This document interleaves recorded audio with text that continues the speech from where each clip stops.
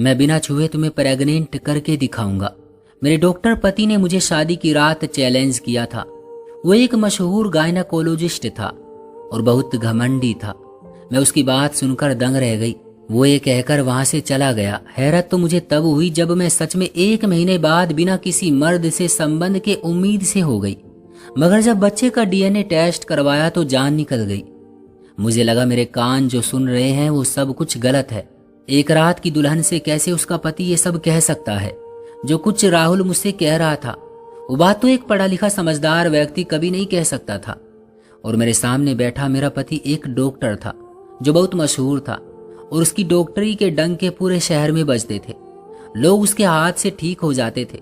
अपनी शादी से पहले मैं तो अपने लिए राहुल के आने वाले रिश्ते पर हैरान थी, क्योंकि वो एक मशहूर डॉक्टर था। उससे तो बहुत सी मशहूर लेडी डॉक्टर शादी के लिए सपने देखती होंगी, लेकिन उसने शादी के लिए मुझ जैसी एक आम सी लड़की को ही क्यों चुना था? मेरे लिए ये बात यकीन के काबिल नहीं थी कि राहुल ने शादी के लिए मुझे क्यों चुना था। राहुल की गिनती उन डॉक्टरों में होती थी जो ये दावा करते हैं कि मेरे इलाज से लाइलाज मर्ज भी ठीक हो जाएगा, और वो आदमी ठीक हो भी जाता था। राहुल से अपॉइंटमेंट लेने के लिए लोग लंबी लाइनों में खड़े रहते थे। मेरे लिए ये बात बहुत हैरान करने वाली थी जब राहुल खुद अपने माँ बाप के साथ मेरे घर मेरा रिश्ता मांगने आया था। उसकी माँ कह रही थी कि मैं उनके इस डॉक्टर बेटे को पसंद आ गई हूँ। मेरे बाबा तो शायद इस रिश्ते पर बहुत खुश थे, लेकिन मैं ये सोच रही थी इतना मशहूर और अमीर डॉक्टर भला मुझे जैसी मिडिल क्लास फैमिली से संबंध रखने वाली लड़की से शादी करना ही क्यों चाहता है? उस आदमी की पसंद तो कोई अच्छी सी डॉक्टर लड़की होनी चाहिए थी, या उसकी तरह कोई अमीर लड़की। मैं एक उलझन का शिकार थी और सोच रही थी कि जैसे ही ये लोग वापस जाएंगे मैं बाबा से कह दूंगी कि इस रिश्ते के लिए मना कर दे। हम गरीब लोग हैं और अपने जैसों से ही रिश्ता जोड़ेंगे तो बेहतर है। लेकिन बाबा ने फौरन हाँ कर दी। डॉक्टर राहुल की माँ ने भी मेरे हाथ में अंगूठी पहनाने में देर नहीं की थी। दूसरी बात जो मेरे लिए इससे भी ज्यादा हैरान कर देने वाली थी वो ये थी कि डॉक्टर राहुल 15 दिन में साधारण तरीके से शादी करके विदाई लेना चाहता था। बाबा के पास दहेज में देने के लिए पहले ही कुछ नहीं था, इसलिए बाबा ने ऐतराज न किया। इस तरह जल्दी जल्दी मेरा रिश्ता तय हो गया था। माँ मेरी जिंदा नहीं थी। मेरा एक ही भाई था जो दूसरी कंट्री में जॉब करता था और फिर शादी के बाद अपनी पत्नी बच्चों को भी वहीं ले गया। बाबा मेरी वजह से हिंदुस्तान में रहने पर मजबूर थे। मेरा भाई मेरी शादी पर आया तो बाबा को भी अपने साथ ले जाने के लिए तैयार कर लिया, क्योंकि मेरे बाद उनका ख्याल रखने वाला कोई नहीं था। इस तरह शादी होकर जब मैं राहुल के बंगले में आई तो मेरी सास मुझे मेरे कमरे में छोड़कर चली गई। मैं अब भी ये समझ नहीं पा रही थी कि इसे अपनी खुशनसीबी समझूं कि मैं एक मशहूर डॉक्टर की पत्नी हूँ, या इस बात पर परेशान हो जाऊं कि आजकल के इस दौर में एक मशहूर और अमीर डॉक्टर कैसे एक आम सी मिडिल क्लास लड़की से शादी कर सकता है। राहुल जब कमरे में आया था उसका चेहरा अब भी हर भाव से खाली था। हमेशा की तरह शादी की जो खुशी एक पति की आंखों में होती है वो मुझे उसकी आंखों में नजर नहीं आ रही थी। वो मेरे पास बैठ गया, अपने हाथ से मेरा चेहरा ऊपर किया और फिर अजीब से अंदाज में मुस्कुराया और कहने लगा, तुम खुद को इस वक्त बहुत खुशनसीब समझ रही होगी कि मैंने तुम्हें अपनी पत्नी बनाई है। वही गुरूर भरा अंदाज, घमंड से भरे हुए शब्द जो उस आदमी की शख्सियत की खासियत थी। पहली मुलाकात में भी मुझे उस आदमी में यही बात नजर आई थी कि वो बहुत घमंडी है, लेकिन जो बात उस व्यक्ति ने अब मुझसे कही थी वो बात सुनकर मैं हैरान और परेशान सी हो गई थी। वो कहने लगा, मुझे औरतों से बहुत नफरत है, मुझे उनकी निकटता से घिन आती है। मैं उसकी बात सुनकर उसे हैरान होकर देख रही थी कि जब औरत से नफरत थी तो मुझसे शादी क्यों की, और अगर औरत के पास आने से भी घिन आती है तो मुझसे ऐसा रिश्ता जोड़ा ही क्यों था। मैंने कहा कि आप क्या कह रहे हैं? आपको अगर औरत से नफरत थी तो मुझसे शादी क्यों की आपने? कहने लगा, तुमने मुझसे बात ही ऐसी की थी, तुमने मेरी डॉक्टरी को चैलेंज किया था। बस मैं तुम्हें दिखाना चाहता था कि मैं क्या कर सकता हूँ। मैं हैरत से उस मगरूर व्यक्ति को देख रही थी जो बात मैंने एक नॉर्मल से अंदाज में उससे कही थी और बाद में कहकर भूल भी गई थी। उस व्यक्ति ने इस बात को अपनी अना का मसला बनाकर मुझसे शादी की थी। मैंने कहा, आपने मुझे गलत समझा है। मेरी आवाज में मेरे आंसुओं की नमी घुल रही थी। मेरे आंसू बह रहे थे, लेकिन वो व्यक्ति बहुत सख्त दिल था। कहने लगा, आम सी बात पर तुमने मुझे चैलेंज किया था मैडम, मुझे डॉक्टर राहुल को। ये कहकर उसने अपना चेहरा मेरे चेहरे के सामने किया और फिर कहने लगा, अब तुम मेरी दिलजूही के लिए हमेशा तड़पा करोगी और मैं बिना छुए तुम्हें उम्मीद से करके दिखाऊंगा। ये कहकर वो कमरे से बाहर जा चुका था। मैं दुल्हन बनी सजी हुई बैठी रो रही थी। आज की रात के लिए मैंने कुछ ज्यादा सपने तो नहीं देखे थे, क्योंकि शादी बहुत जल्दबाजी में हुई थी, लेकिन ये सब भी नहीं सोचा था जो कुछ मेरे साथ हुआ था। मुझे याद आने लगा कि मेरी पहली मुलाकात डॉक्टर राहुल से एक प्राइवेट हॉस्पिटल में हुई थी। मेरे बाबा का बुखार नहीं उतर रहा था और जिस डॉक्टर से मैं इलाज करवा रही थी वो 1 महीने में कई दवाइयां बदल चुका था, कई टेस्ट भी करवा चुका था, लेकिन बाबा का बुखार था कि जाने को तैयार न था। उनकी सारी रिपोर्ट नॉर्मल थी, लेकिन बुखार ऐसा का ऐसा ही था। अब तो वो डॉक्टर भी अपना सर पकड़े बैठा था। वो कहने लगा, इनका केस मैं डॉक्टर राहुल के पास भेज रहा हूँ, वो बहुत अच्छे और काबिल डॉक्टर हैं, आप एक बार उनकी दवाई इस्तेमाल करके देख ले, मुझे यकीन है कि ये ठीक हो जाएंगे। लेकिन उनकी फीस हजारों की है। मैं एक मिडिल क्लास घराने से संबंध रखने वाली लड़की थी, एक ऑफिस में मामूली एम्प्लॉय थी, लेकिन मुझे अपने बाबा की सेहत और जिंदगी बहुत प्यारी थी। इसलिए मैंने बाबा को डॉक्टर राहुल को चेक करवाने का फैसला कर लिया था। 2 घंटे की लाइन में लगकर मैंने डॉक्टर राहुल को चेक करवाने के लिए नंबर लिया था। 4 घंटे के लगातार इंतजार के बाद मेरे बाबा की जैसे ही बारी आने वाली थी तो डॉक्टर के असिस्टेंट ने कह दिया कि डॉक्टर का टाइम खत्म हो चुका है, बाकी मरीज कल आना। ये सुनकर तो मुझे आग सी लग गई थी। मैं पिछले 4 घंटे से अपने बाबा की वजह से सब कुछ बर्दाश्त कर रही थी। मेरे बाबा बीमारी के बावजूद 4 घंटे से एक कुर्सी पर बैठे अपनी बारी का इंतजार कर रहे थे, और जब बारी आने लगी तो बात कल पर डाल दी थी। मैं उस असिस्टेंट से झगड़ने लगी कि मेरे बाबा बहुत बीमार हैं, मैं कब से अपनी बारी का वेट कर रही हूँ, और अब जब कि हमारी बारी आने वाली है तो आप कह रहे हैं कि जाओ यहाँ से। वो कहने लगा, सब लोग ही यहाँ डॉक्टर साहब का इंतजार करते हैं मैडम जी, लेकिन डॉक्टर अपनी मर्जी का मालिक है, आप कल आना। मैंने कहा, डॉक्टर की अपनी मर्जी नहीं चलती, डॉक्टरों की जिम्मेदारी है वो मरीजों को वक्त दे, उनकी तकलीफ को देखे। मैं बिना अपने बाबा को चेक करवाए नहीं जाऊंगी। आप जाकर डॉक्टर साहब से कह दें कि जब फीस वो अपनी मर्जी की ले रहा है तो बिना मरीज को देखे वो जा नहीं सकता। मैंने अच्छा खासा लेक्चर उसे सुना दिया था। मुझे नहीं पता था कि डॉक्टर राहुल अपने रूम से बाहर आकर मेरी बात सुन चुका है। वो मेरे पीछे खड़ा था। उसका असिस्टेंट उसे देखकर कहने लगा, सर मैं इन्हें कब से समझा रहा हूँ, लेकिन ये लड़की है कि। मैंने पलटकर पीछे देखा, वो डॉक्टर मुझे ही देख रहा था, वो भी बहुत गौर से। मैं तो समझी थी कि अच्छी खासी उम्र का डॉक्टर होगा, क्योंकि उसके चर्चे बहुत थे, लेकिन वो एक 28-29 साल का नौजवान था। वो मुझे कहने लगा कि अपने बाबा को मेरे रूम में ले आओ, मैं देख लेता हूँ, लेकिन ये मेरा आप पर एहसान होगा, वरना मैं अपनी मर्जी का मालिक हूँ, फीस भी अपनी मर्जी की लेता हूँ और मरीज भी अपनी मर्जी से देखता हूँ। ये कहकर वो वापस अपने रूम में चला गया। मैंने उसकी बात को ज्यादा गंभीरता से नहीं लिया था। मैं तो खुश हो गई थी कि वो मेरे बाबा को चेक करने के लिए तैयार हो गया है। मैं अपने बाबा को उस डॉक्टर के पास ले गई, सारी रिपोर्ट्स उसे दिखाई। उसने बस एक सरसरी सी नजर ही उन पर डाली और मेरे बाबा को बस 2 मिनट ही चेक किया। फिर एक डिस्क्रिप्शन पेपर पर कुछ मेडिसिन लिख दी और कुछ टेस्ट लिख दिए। मैं अपने बाबा के टेस्ट करवाकर उन्हें वापस घर ले आई। एक ही दिन में मेरे बाबा का बुखार बिल्कुल उतर चुका था। 1 हफ्ते तक दवाई खाने से मेरे बाबा ठीक हो गए थे। जब मैं उन्हें दोबारा डॉक्टर के पास लेकर गई तो उनकी सारी रिपोर्ट्स ठीक थी। इस रिपोर्ट में कुछ परेशानी थी जिसकी वजह से बुखार नहीं उतर रहा था, लेकिन उसकी दवा उस डॉक्टर ने लिख कर दे दी। मैंने डॉक्टर का धन्यवाद किया, लेकिन उसने कुछ नहीं कहा था, बस इतना कहा कि मैं इलाज करूं और मर्ज बाकी रह जाए। ऐसा तो कभी हो ही नहीं सकता। मुझे उसके लहजे और अंदाज से घमंड और गुरूर छलकता हुआ नजर आ रहा था। मैंने कहा, ठीक करना तो ऊपर वाले के हाथ में है, लेकिन हाँ, वो जरिया लोगों को ही बनाता है। मेरी बात सुनकर उसने कुछ मिनट मेरी तरफ गौर से देखा और फिर कहने लगा, आप मेरे पास क्या करने आई थी? आप मंदिर में जाकर पूजा करती और उसी डॉक्टर के पास से दवा ले लेती जिससे पहले ली थी। मेरा तजुर्बा बोलता है कि मैं कितना कामयाब डॉक्टर हूँ। वही हर भाव से खाली चेहरा, वही अंदाज। मुझे उसकी बात कुछ अजीब सी लगी थी। मैंने कहा, आपको क्या लगता है आप इलाज करते हैं तभी लोग ठीक होते हैं? अगर आप ये सोचते हैं तो गलत सोचते हैं। लोगों को ठीक करना भगवान के हाथ में है। ऊपर वाले ने अगर आपके हाथों में लोगों को ठीक करने की शक्ति डाली है तो उसमें आपका कोई कमाल नहीं है। ऊपर वाला कभी कभी किसी को इस तरह भी आजमाता है। हो सकता है जिस बात पर आप इतना घमंड कर रहे हैं, कल को ऊपर वाला आपसे आशीर्वाद छीन ले, फिर क्या करेंगे आप? मेरी बात पर उसका चेहरा पल भर के लिए ही गुस्से से लाल हुआ था। फिर एक तेज नजर उसने मुझ पर डाली और कहने लगा, आपको शायद मेरी बुद्धिमत्ता का अंदाजा नहीं है। आपके बाबा को मैंने 2 मिनट में देखकर उनका मर्ज जान लिया था। खैर, मैं हर किसी से बहस नहीं करता। उसने रिपोर्ट्स मुझे दे दी और उसके बाद मेरे बाबा से पूछने लगा कि ये लड़की आपकी कौन है? बाबा ने कहा मेरी बेटी है। फिर पूछने लगा शादी हो गई है इसकी।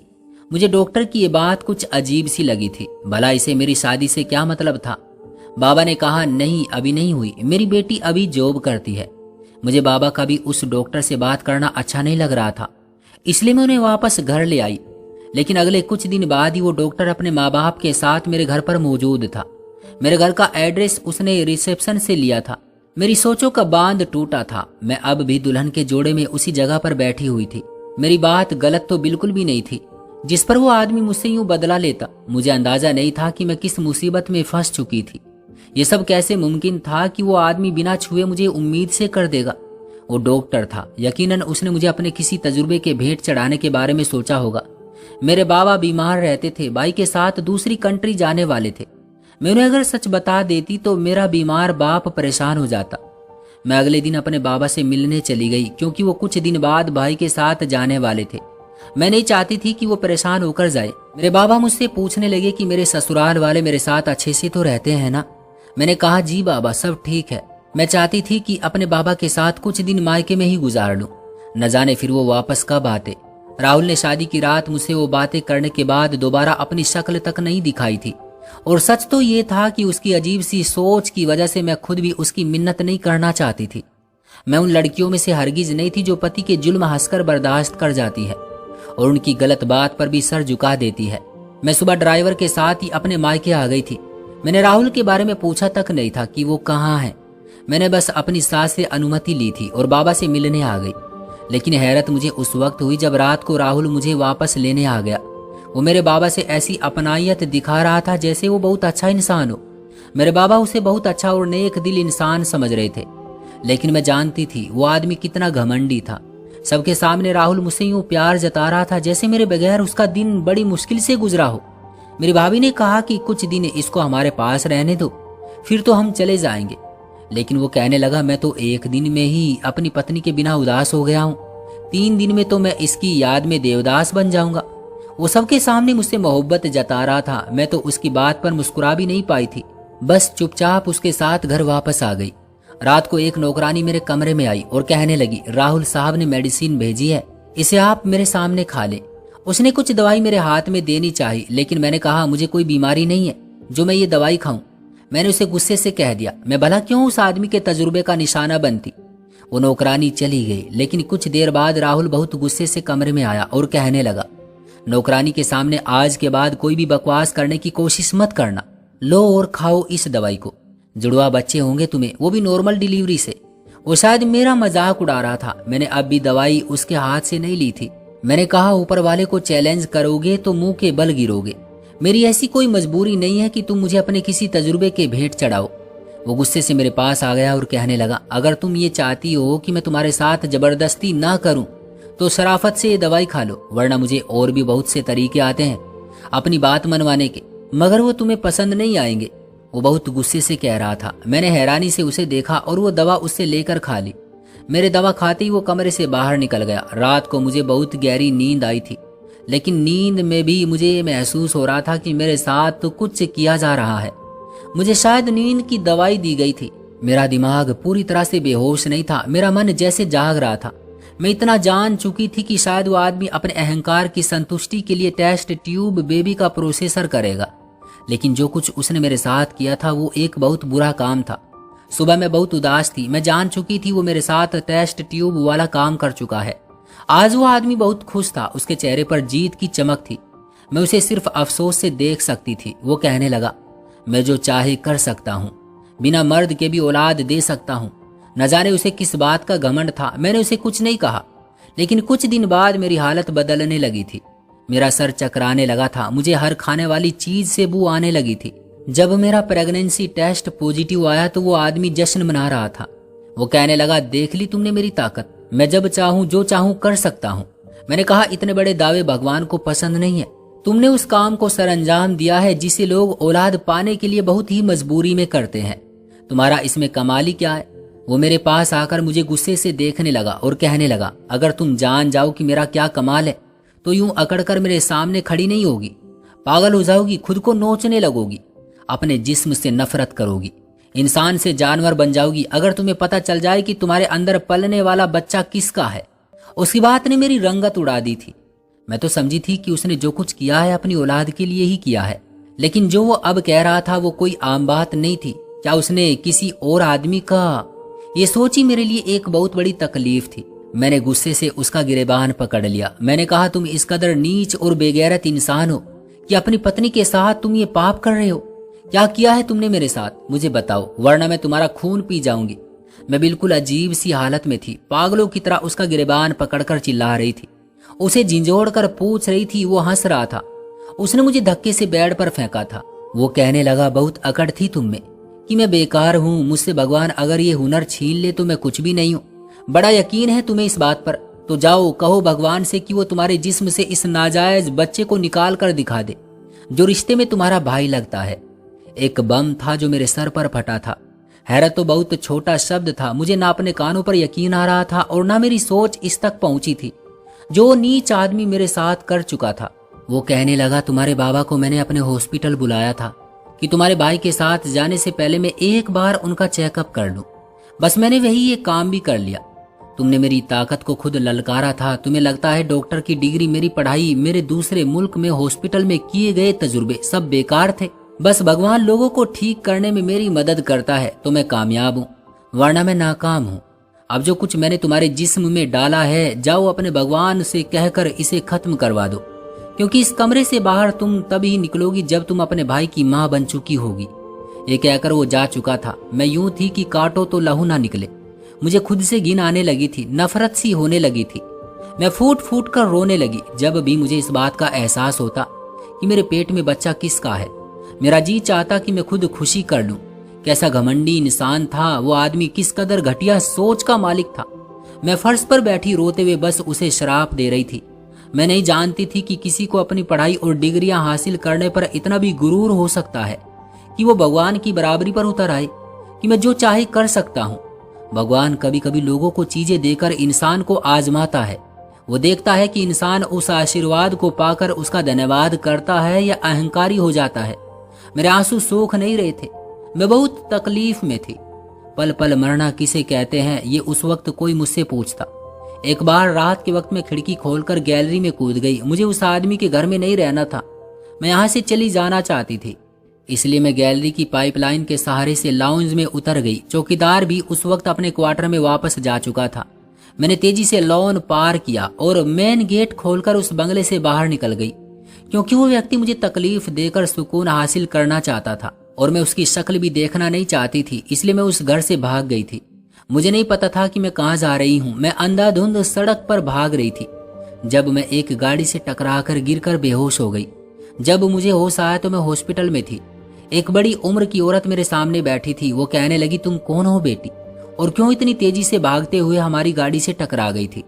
वो तो शुक्र है कि मेरे बेटे ने गाड़ी को फौरन ब्रेक लगा दिया, वरना तुम मर चुकी होती। मेरे सर पर शायद चोट आई थी क्योंकि मेरा सर पट्टियों से बंधा हुआ था। मैंने कहा, बेसहारा हूँ। वो कहने लगी, मुझे कहना तो नहीं चाहिए, लेकिन इस एक्सीडेंट से तुम्हारा एक नुकसान और भी हुआ है। तुम्हारा बच्चा अब नहीं रहा है। ये सुनकर मैंने ऊपर वाले का धन्यवाद किया था। मेरे ईश्वर ने मुझे बहुत बड़ी तकलीफ से निकाल दिया था। वो औरत मुझे अपने घर ले गई। वो औरत एक अनाथ आश्रम चलाती थी। मैं भी उसके साथ यही काम करने लगी। 3 साल गुजर गए जब उस औरत ने मुझे एक चेक दिया और कहने लगी, ये एक हॉस्पिटल के अंदर दे आओ, इन पैसों से मरीजों का इलाज होगा। मैं जब हॉस्पिटल में गई तो मुझे रिसेप्शन से एक गलत कमरे में भेज दिया गया। वो कहने लगी कि ऑनर उस कमरे में मरीज को देख रहे हैं। जब मैं उस कमरे में गई तो एक शख्स बहुत ही कमजोर सा था। उसका जिस्म बिल्कुल सूख कर कांटा हो चुका था। उस आदमी का चेहरा दूसरी तरफ था और वहां कोई भी डॉक्टर नहीं था। लेकिन जैसे ही मैं बाहर जाने लगी तो उस व्यक्ति ने अपना चेहरा मेरी तरफ कर लिया। उसे देखकर मैं हैरान परेशान थी। वो राहुल था, लेकिन इतना कमजोर था कि अपनी उम्र से भी कई साल बड़ा लग रहा था, जैसे वो कोई बूढ़ा इंसान हो। मुझे देखकर वो मुझे पुकारने लगा, मेरे सामने हाथ जोड़ने लगा, कहने लगा, पूजा मुझे माफ कर दो, मैं कोड़ में शामिल हो चुका हूँ। पिछले 1 साल से मैं तड़प रहा हूँ। मेरी कोई दवा मुझ पर असर नहीं कर रही है, बल्कि किसी डॉक्टर की दवा मुझ पर असर नहीं कर रही है। मैंने गलत किया था। मैंने भगवान से खुलेआम जंग कर ली थी। तुम ठीक कहती थी कि सब कुछ ऊपर वाले के हाथ में है। मैं जो दूसरे मरीजों का इलाज करता था, पिछले 1 साल से दुनिया जहान के डॉक्टरों को दिखा चुका हूँ। लेकिन न मेरा मर्ज ठीक होता है न मुझे मौत आती है। प्लीज मुझे माफ कर दो और ऊपर वाले से प्रार्थना करो कि मैं मर जाऊं ताकि मेरी तकलीफ कम हो जाए। लेकिन मैं बिना कुछ कहे ही वहां से वापस लौट आई। मुझे यकीन था कि जल्द या बदेर ऊपर वाला ऐसे लोगों को बुरा अंजाम ही दिखाता है। दोस्तों, ये थी हमारी आज की कहानी। उम्मीद करता हूं कि आपको पसंद आई होगी। वीडियो को लाइक कर दीजिए और चैनल को सब्सक्राइब कर लीजिएगा। मैं मिलता हूं आपसे अगली वीडियो में, तब तक के लिए धन्यवाद।